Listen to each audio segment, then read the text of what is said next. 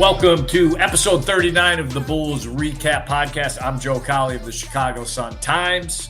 You could read me in the Sun-Times sports section. You can follow me on Twitter, X, whatever you want to call it, at JCowleyHoops. Not the most fun follow, especially this time of year. Bears fans, you know what I'm talking about. Huge day. This is NBA release regular season schedule day. So it basically tells me what my life looks like from October 22nd till April 12th. That is the length of the regular season, maybe beyond a couple days if the Bulls find their way back to play in heaven. But so we're kind of calling this kind of an emergency podcast, kind of just the weekly hit. Kind of just comb through it, what stood out for me, what didn't. Obviously, let's start with the big thing. We all knew it because the Christmas game days were announced. Bulls, once again, nobody gives a crap about them on Christmas. One of the great things about being mediocre, Christmas is off. So they will not be playing on Christmas. They will play the day after Christmas, hosting Philadelphia on that Friday, December 26th. The other big things that stood out right away, nationally televised games. Nobody wants them on Christmas, and nobody wants them on their TV nationally. They did up the ante from last season, so they have gone to 3 nationally televised games. The first one is going to be December 1st at Orlando. Here's the thing. You're going to put the Bulls on national TV 3 times, not 1 time in Chicago. What does that tell you? They aren't interested in the Bulls, and they don't want to come to Chicago in the cold. So the first one is obviously in Orlando, December 1st.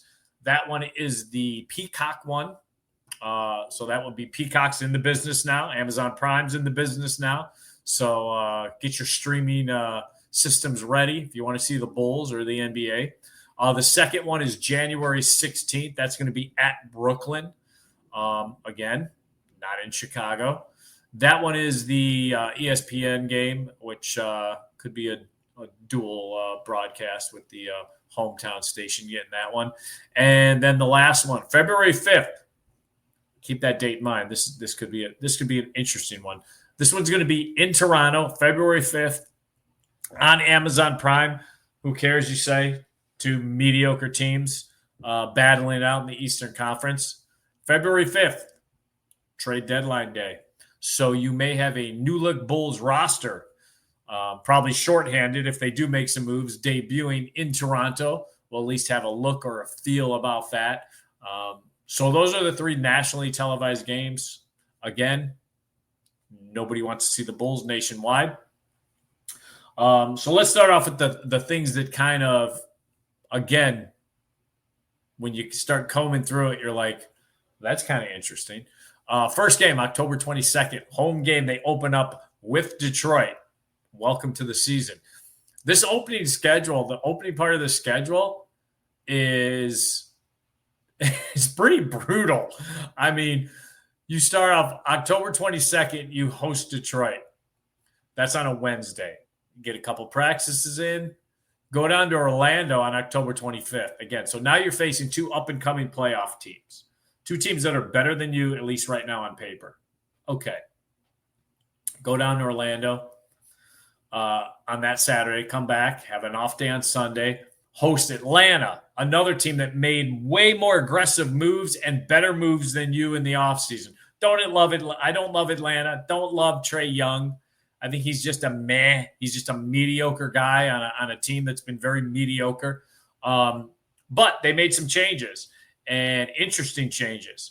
So we'll see what that Hawks team looks like really early. That's the team that could be kind of neck and neck with the Bulls when you talk about are they making that jump to 4, 5, and 6, getting out of that play-in spot, or are they stuck in that play-in thing?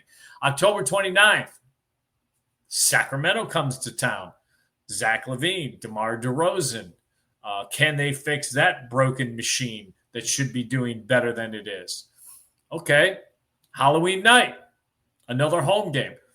You know, you got 4 of your first 5 games at home, so you at least get that. Players get to sleep in their own beds. New York Knicks, first cup game, the in-season cup begins on October 31st. Fitting that it's Halloween night because the Knicks are, once again, their front office is disguised as competent. They are not. They are a clown show, evident by their decision-making with the coach. So you bam, bam, bam, out of the gate. Okay, now we're going back on the road. This time you're going to New York on November 2nd. So 1, 2, 3, 4, 5. 5 of your first 6 games are against playoff teams or teams that are playoff competent. So right out of the gate, okay. All right, well, then you must get a little breather. You must get a cupcake coming back home after New York. Yeah, Philadelphia, that crappy product comes to town, but is it still crappy? I don't know. Are they healthy? Is Joel Embiid playing? I mean, they might be one of the better teams in the East. Fine. At Milwaukee, at Cleveland, back-to-back after that. Come home for San Antonio, and then go out on a bizarre schedule turn at Detroit, at Utah, at Denver, at Portland. So, and you're getting 7 road games, 1, 2, 3, 4, 5, 6 road games out of 7 games. Your only breather is coming home to San Antonio and getting Wemby, and then you're back out on this weird cross-country thing where you go East Coast to Detroit, Mountain Time, Utah, Denver, and then finish out on the West Coast at Portland. Get your asses back into town on that Thursday or late Wednesday. You get a little breather, and then Miami comes to town for another cup game. So brutal. I think a brutal start to the season where they're going to be, again, measured quickly. Measured, weighed, and found wanted. Then Washington comes to town. You go to New Orleans, you Charlotte, you see Indiana for the first time. So you do get your little breathers. But, I mean, from October 22nd to November 19th, because I don't know what Portland's going to be, and the Bulls never play well out in Portland. They played better the last couple of years. But, Portland feels like they're going for it. They're a playoff team. I mean, that is 1, 2, 3, 4, 5, 6, 7, 8, 9, 10, 11, 12, 13, 14, 15, 16, 17 game stretch where it could be welcome to the season, and how do you like those 6 wins? I mean, it's just sitting there. Season really kind of goes into a lull then. We'll go through the holidays. People won't care. It's Thanksgiving. It's not even Christmas. And, what they say about the NBA, people don't care about the NBA until Christmas time. So let's go right to around Christmas time. There's a little nasty, the week before Christmas, there's a little nasty Cleveland home, Cleveland away, and then at Atlanta. Bizarre little twist. I don't mind those home type series where it's the same team. It's got a little playoff feel to it. I don't mind it. Here's where you got to make your hay if you're Billy Donovan. Here's where you got to start saying, okay, we didn't get Christmas Day, but we're going to start doing some work after Christmas. Host Philadelphia, host Milwaukee, host Minnesota, host New Orleans, host Orlando, host Charlotte. So from December 26th to January 3rd, you got 6 straight home games. That's not bad. A couple of them, only 2 of them are back-to-back. It's going to be grindy. And then you go out on the road, Boston, Detroit. Boston, who knows what they are? They're scaling back. No one's afraid of Boston anymore. At Detroit, then you come home, Miami, and Cooper Flag comes to town. So nice little, you got your lull from like I talked about, late November to right before Christmas. And then you got to make some hay with those, Philadelphia, again, who knows who's healthy. Milwaukee, I think Milwaukee's going to be a problem this year. Minnesota is going to be a tough out. New Orleans, to me, dead team walking, dead organization walking. Orlando is going to be tough. Charlotte, I think it's going to be better because Concanipple's an adult, and I think they got an adult playing on that team now. And so I want to see how they turn around, but the Bulls should be able to handle that. So, and then, January 10th, Cooper Flag comes. That's going to be a big one. United Center doesn't need more hype. It's going to be sold out anyway. So, that takes me to the interesting parts of January. January, kind of go into the dead zone a little bit. February is when the NBA, again, gets interest because you're going to that deadline. It's kind of a little unique little swing here. So that deadline, the Bulls front office is going to have to work their magic while the team's on the road. Because January 28th at Indiana, so they go down the street to Indiana. Then they go to Miami, at Miami. Then they go a second game in Miami. So they're spending Friday night in Miami, playing that game. We'll go nuts Friday night. Saturday, guaranteed Billy gives them off. They'll be off, hungover. And then they play the Sunday game, which I think is a 4 or 5 o'clock game. It's an earlier game. Then they got to take their asses. They'll probably go back to Chicago because it's Milwaukee next. So it won't feel like a 5-city road trip necessarily because they'll break it up. That's what they usually do. They'll go back home after the Miami game on Sunday night, probably feeling like Dookie. They'll have a Monday practice, and then they'll drive their asses to Milwaukee. They'll have to fly out of Milwaukee, though, because they're going to Toronto, which is no quick, lovely little turnaround because you got to go through, the gates of hell to get through into Canada. And so, and February 5th is trade deadline day. So it's going to be an interesting road trip. It's broken up a little bit, but it's going to be interesting because if they are, in fact, like everyone feels they will be, still shopping assets at that point, they'll have that whole road trip where is Arturas with the team? Is Mark Eversley with the team? Are they back at the Advocate Center in the war room trying to get something done? That's going to be an interesting little swing.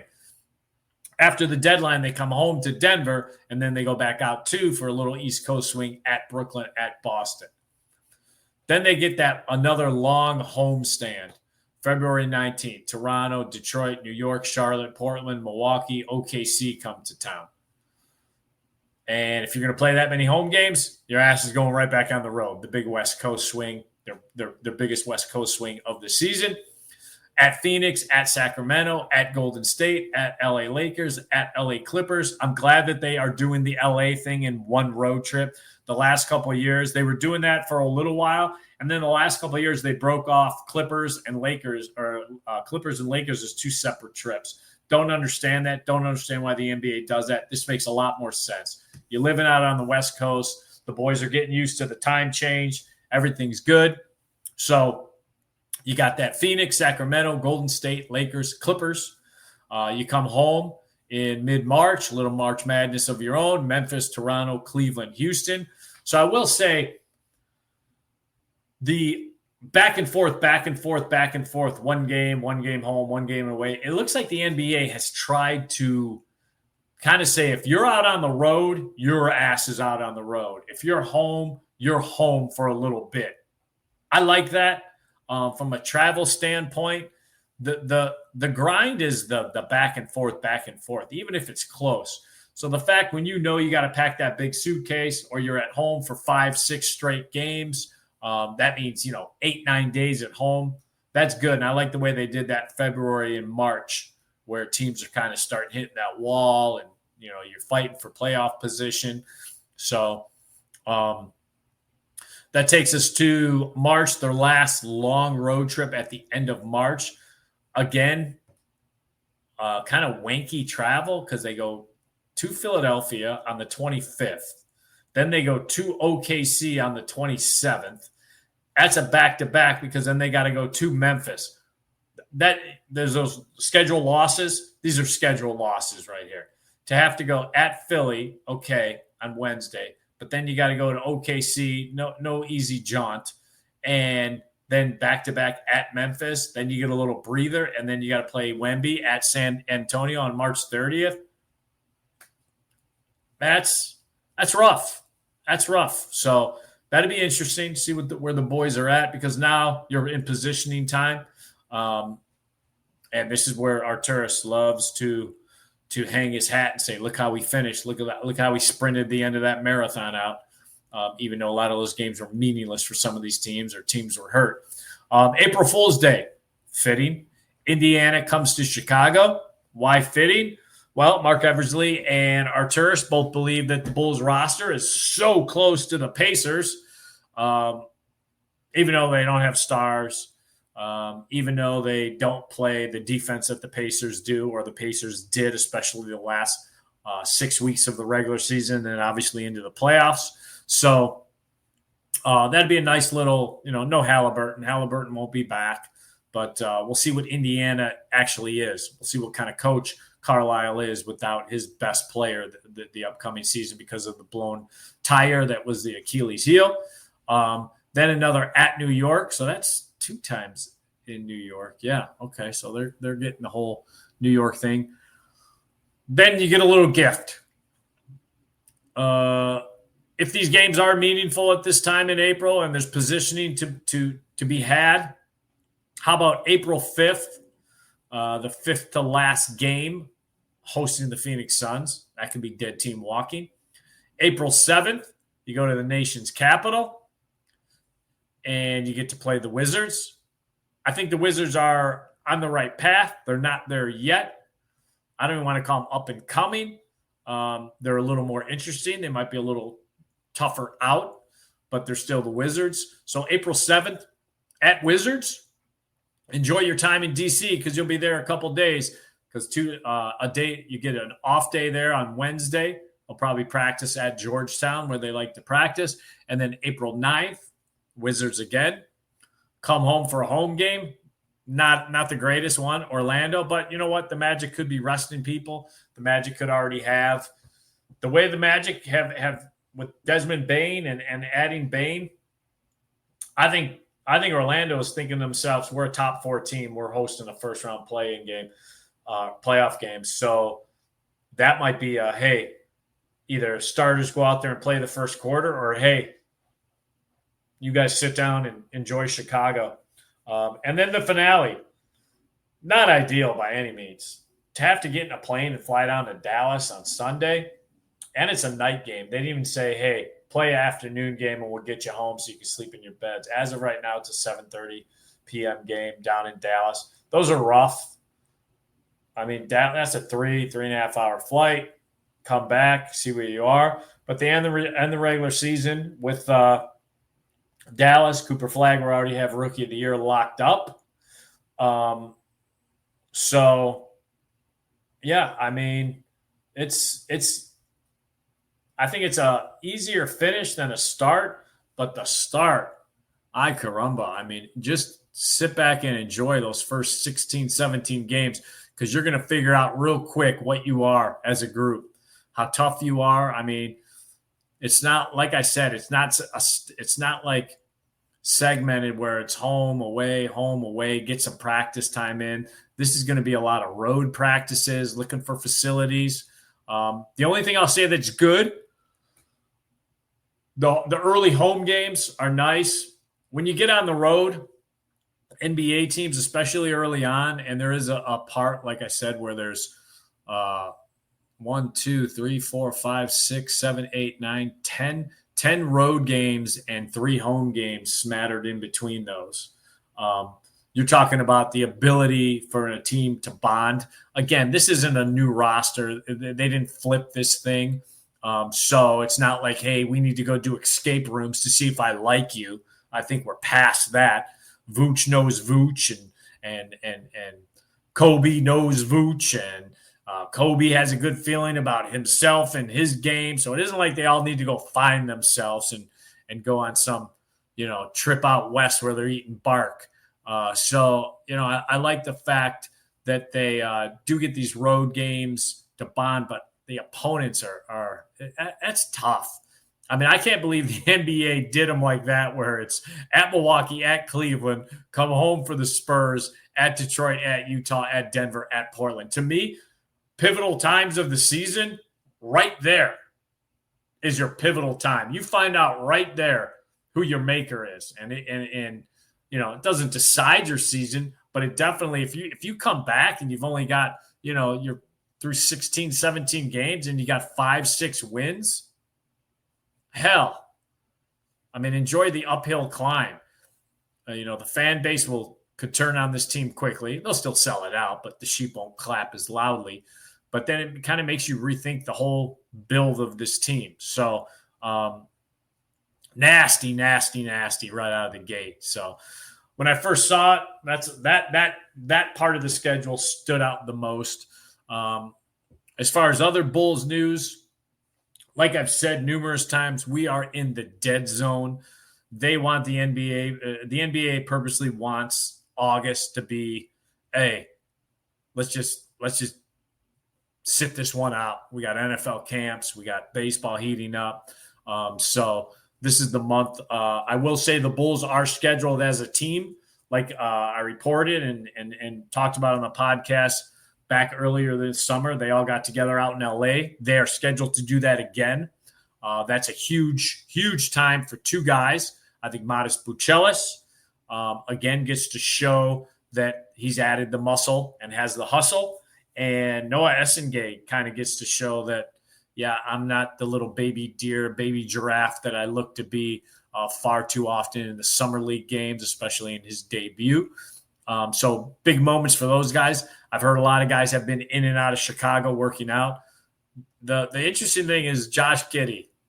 Does he show up for the LA or for the second team gathering workout? That's going to be the big question. I mean, obviously we all know his contract status. He is signed. He is a Bull. Technically, he is their property because of the restricted free agency. They could match it, but he could quickly become not their property if a big offer comes in. There's no offers coming in. The rest of the NBA is seeing that. And I will say this. I touched on this last time. This may be the new norm. If you don't get that, if you're in that rookie contract and you're going into those last couple of years and you don't get that extension when Suggs and when that class got it, and that team is telling you we are taking you to restricted free agency, your ass is in a very difficult place, because I'm not saying this is collusion. I just think this is the new norm of the apron. I think this is where the apron has taken these teams where, look, if you are that player that we've taken this far in the process where you can be a restricted free agent, we are telling you that your skills did not sell us on a overwhelming basis. You are not a must keep for us. You are a guy we want to keep, but not a must keep. So it's going to get interesting. This might be the new norm for the NBA, where if you get to this point in your contract, you are not in a good spot. Take your $12 million a year or $15 million a year and enjoy yourself. So this is where we might be. So that's it. We're kind of calling this kind of an emergency / schedule release podcast. I wanted to go over the schedule with the points that I like, don't like, talk about it as a kind of the strip it down skeleton wise and go through the bones of it. So until next week, I got next.